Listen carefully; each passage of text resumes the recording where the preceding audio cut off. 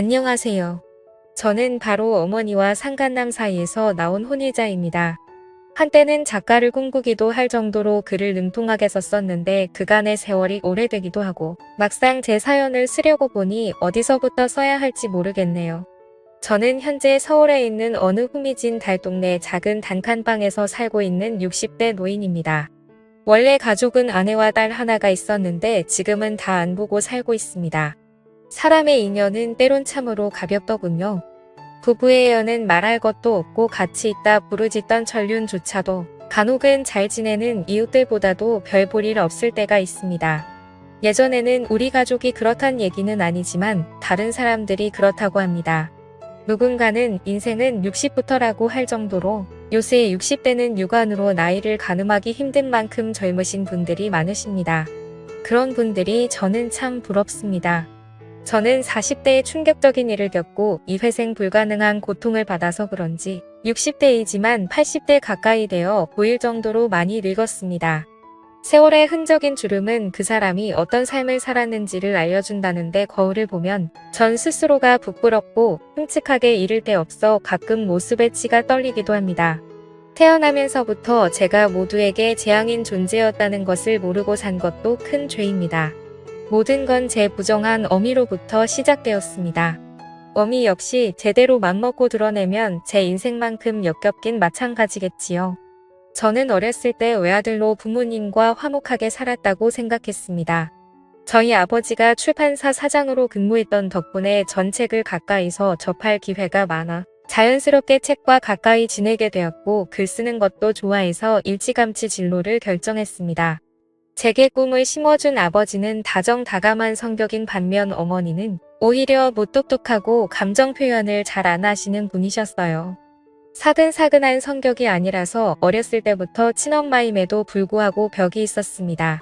친구처럼 친하게 지냈던 아빠와는 달리 엄마와는 뜻이 딱딱한 관계로 지내었고 아버지는 그런 엄마와 저를 친하게 지내게 하려고 했는데 제가 엄마를 닮았는지 둘 다 성격이 비슷해서 항상 평행선을 유지했어요.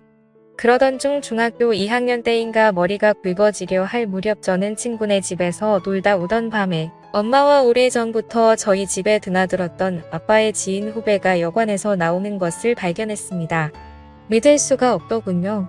맨날 집에서는 굳은 얼굴만 하고 있던 엄마가 그 남자를 만나는 순간부터 즐거워하며 웃고 있었습니다. 그 파렴치한 놈은 독신으로 어쩜 큰 거와 잘 맞던지 심장이 무너져 내리는 것 같더라고요. 엄마가 다른 남자와 외도하는 모습을 목격하는 그 억장이 무너지는 심장은 차마 당해보지 않은 절대로 모를 것입니다. 가끔 휴일날 엄마가 새빨간 거짓말로 아빠를 속이며 나가는 게 보였지만 제가 할 수 있는 일이라고는 없었습니다. 그렇지만 이러다 진짜 아빠가 상처받을까 싶어 하루는 용기를 내요. 외할머니 일을 돕는다는 핑계를 대며 외출하는 엄마를 붙잡고 선 통사정을 해보았어요. 엄마 나가지 않으면 안 돼. 오늘 아빠랑 같이 외식하자. 아니면 어디 가까운 데라도 바람 쐬러 가자. 내가 외할머니한테는 엄마 못 간다고 연락할 테니까 같이 있자 우리.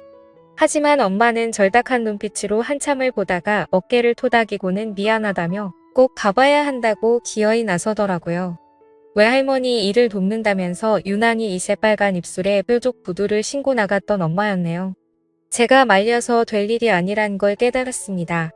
저는 그 이후로 속으로는 엄마 취급도 안 하면서 살았어요. 제발 엄마가 그 놈과의 더러운 관계를 들키지 않기를 그저 아빠가 이 모든 추악한 진실을 모르길 바라는 마음으로 하루하루 살얼음판을 걸으며 살았지만 저를 보며 웃는 아빠를 위해 효도하고 싶었습니다. 철이 빨리 들어 공부도 앞차같이 더 열심히 했고 아빠가 기뻐하는 일이라면 다 해주고 싶었습니다. 덕분에 저는 늘 상위권의 성적을 유지했고 고3 때 본 시험은 운이 좋은지 만점 가까이 나왔습니다. 문내 창작과나 국문학과를 지원하려는 절 다들 뜯어말리며 전문직을 가질 수 있는 과를 가라며 조언했지만 단 한 사람 아빠만은 제 꿈을 응원해주더라고요. 아빠는 우리 아들이 꿈을 갖고 있는 것만으로도 참 좋다. 누구네 자식들은 이 꿈도 없다고 하는데 넌 목표를 세우고 이루기 위해 최선을 다해 노력하니 아빠는 그런 너가 참 자랑스러워 뭐. 만약 이도저도 안 되면 아빠 출판사에 와서 같이 동업하면 되지 안 그러니 다른 사람 말 듣지 말고 너가 하고 싶은 거 하면서 잘 해나가라고 말씀을 해주시니 어찌나 감사하던지요. 저는 아빠의 조언을 가슴 깊이 새긴 채 든든한 아빠의 배움을 받고 시험장을 들어가려 하는데 끼익하는 소리와 동시에 사람들이 웅성거리는 게 아니겠어요. 얼떨결에 보니 맙소사 방금 전까지 절 바래다주며 시험 잘 보라던 아빠가 제 눈앞에서 교통사고를 당하셨습니다. 저는 차마 믿지 못할 현실에 정신이 아득해져 왔고 사람들을 물리치고 아빠를 껴안으며 우리 아빠 좀 살려달라고 엉엉 울었습니다. 대학 시험이고 나발이고 아빠를 쫓아 병원으로 향했습니다. 아빠는 혼수 상태로 4일 정도 있다가 깨어나셨고 교통사고의 대가는 참으로 인정하기가 흡독했어요. 차와 추돌할 때 다리를 잘못 다쳤는지 제 기능을 하기가 어렵다 하더라고요.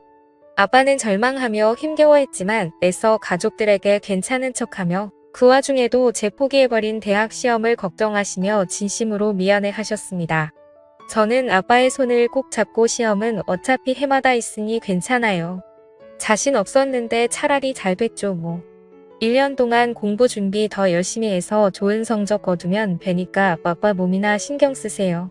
라고 어른스럽게 얘기해주니 아빠는 저를 붙잡고 미안함에 하염없이 우셨네요. 엄마는 그런 저의 부자를 뜬 모를 시선으로 음시만 하시더라고요. 대체 엄마란 여자는 무슨 생각을 하고 있는지 머릿속을 해부하고 싶을 정도였습니다. 아빠는 장애 판정을 받게 되었고 휠체어 신세를 지게 되었습니다. 양심은 있었는지 엄마가 열심히 아빠의 재활원을 돕긴 했어도 두 다리로 몸을 지탱하긴 어려웠어요. 다만 저는 그날의 트라우마 때문인지 이상하게 해마다 대학 시험을 볼 때면 식은땀과 불안함이 절정적으로 너무나도 힘들게 했습니다. 시험 보는 내내 뒷가에 브레이크를 밟는 기청청이 들려 그것 때문에 저는 3번의 시험을 모두 망쳐버렸습니다.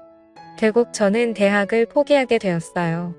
군대를 다녀오니 어느새 전 20대 후반으로 접어들었고 변변한 직업 없이 글에만 올인하겠다며 글을 쓰니 어느 순간 30살까지 되어 이제는 집안에 손 벌리는 것이 치욕스러운 일이 되어버렸습니다. 죄책감에 이루 말할 수 없던 저는 결국 글 써서 밥 벌어먹겠다는 꿈을 접고 평범한 중소기업에 취직했습니다. 그리고 그곳에서 만난 동갑내기 직장 동료와 3년 연애 후 결혼을 하게 되었습니다.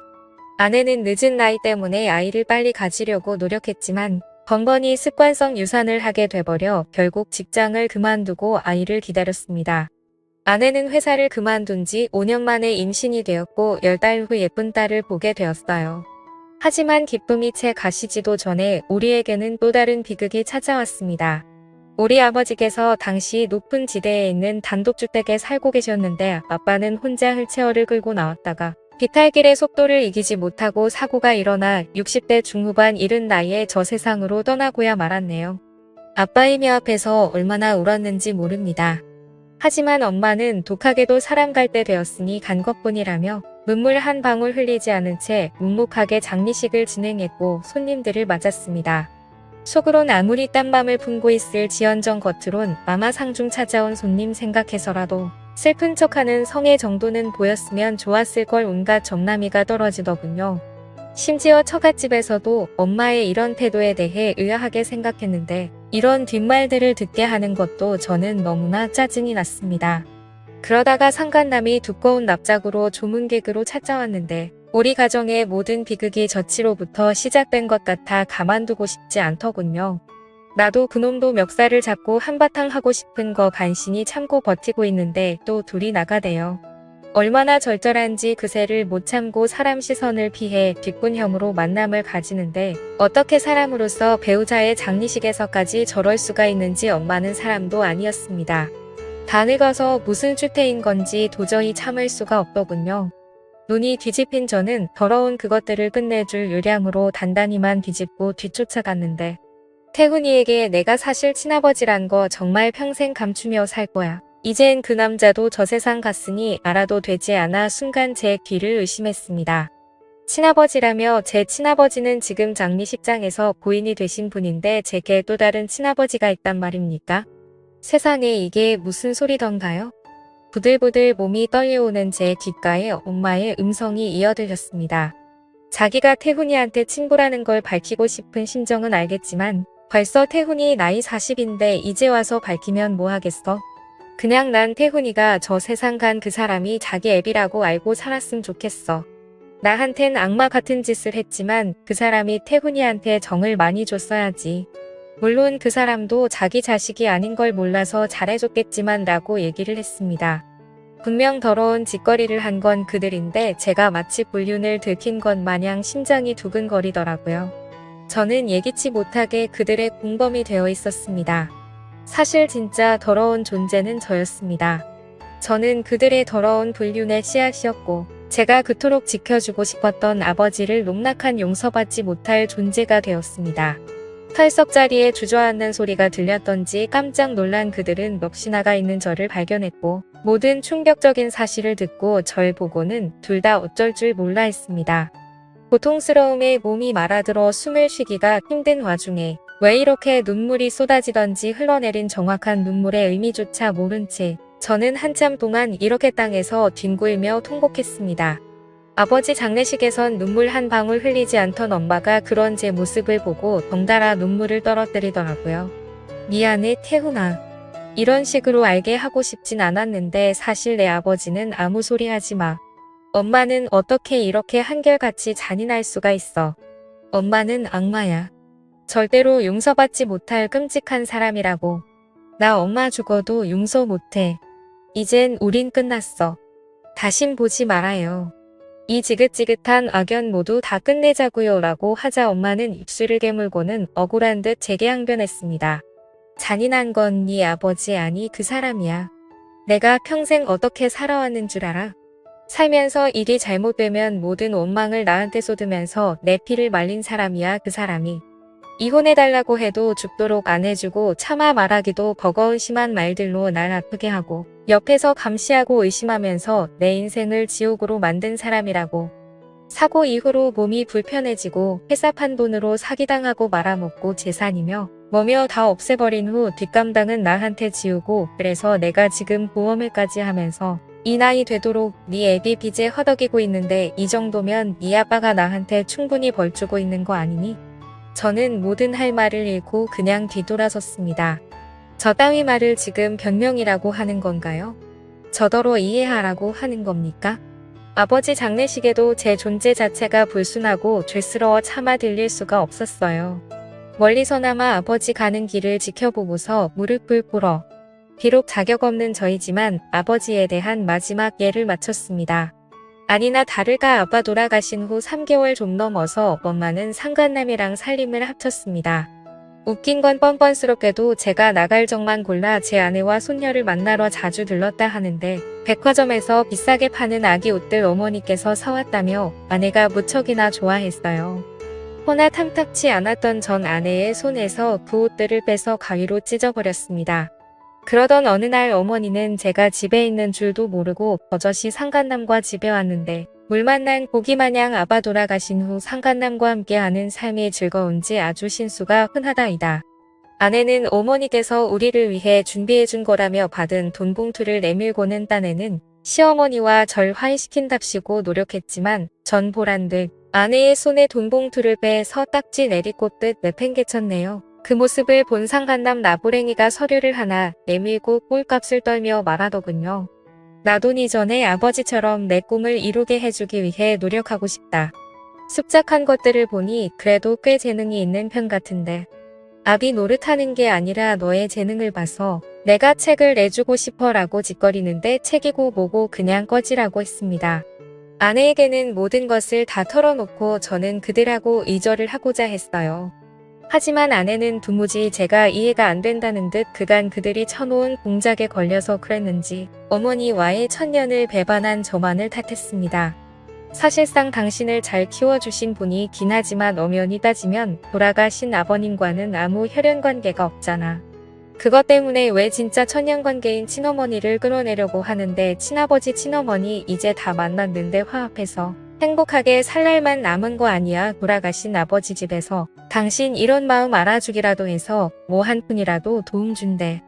내가 그간 말을 안 해서 그렇지 어머님 아버님 덕분에 얼마나 도움 많이 받았는 줄 알아. 힘든 와중에서도 자식들 살라고 도움 주시는 걸 보면 진짜 가족을 못 알아보겠어라며 가족의 정의에 대해서 늘어놓는데 저는 일단 아내가 그런 마음을 갖고 있었다는 것과 이제껏 저 몰래 그 파렴치한 것들에게 돈을 받아 생활비로 보탰었다는 것에 분노한 저는 아내와 크게 한바탕 하고 집을 나와버렸습니다. 저는 그렇게 생각해요. 오직 천년이라는 관계 하나로만 본다면 제가 그들에게 한 짓은 죄가 되어 마땅합니다. 짐승보다도 못한 죄를 저질렀지만 어쨌거나 그들은 제 친부모니까요. 하지만 전 저를 키워주시고 사랑으로 길러주신 아버지의 정이 자꾸만 생각나서 저를 향한 그 큰 사랑이 떠올라 그 마음을 은혜를 묻히게 하고 싶지 않습니다. 천년보다 더 큰 것은 은혜라고 생각하니까요. 아내도 저도 잘못한 것이 없고 서로 의견이 맞지 않은 건 어찌 보면 당연한 거지만 저는 더 이상 아내 얼굴을 보기가 힘들더군요. 그리고 더 정확한 이유를 들자면 여자를 믿을 수 없다는 게 제 결론입니다.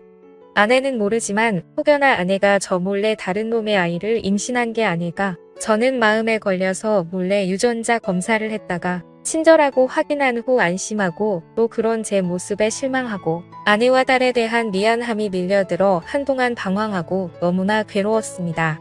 아내에 대한 잊혀진 증세도 보이려 하고 아내의 모든 말과 행동이 너무나 의심이 들면서 살았는데 정신이 들어보니 아내가 제발 그만하라며 울고 있더라고요. 전 견디질 못하고 아내와 딸을 떠나버렸고 결국 이혼하게 되었습니다. 어머니의 부정한 짓에 대한 나비 효과는 결과적으로 제 가정을 잃게 만들었고 가족에 대한 신뢰를 잃게 만들어 버렸습니다. 전 혼자가 되어 버려서 60이 넘은 이제껏 힘들게 막노동 일하면서 단칸방에서 외롭게 생활하고 있네요. 죽지 못해 사는 마음이 딱 제 상황인 것 같습니다. 다만 한 가지 아른거리는 건 저희 딸이에요. 우리 딸도 이제 대학생이 되었을 텐데 그 아이가 많이 보고 싶어요. 아내도 재혼해서 가정이 있고 그 아이는 아내의 남편에게 아버지라고 부르며 잘 살 텐데 딸에게 혼란을 주고 싶지 않은 마음도 드네요. 제 사연을 읽어주셔서 감사합니다.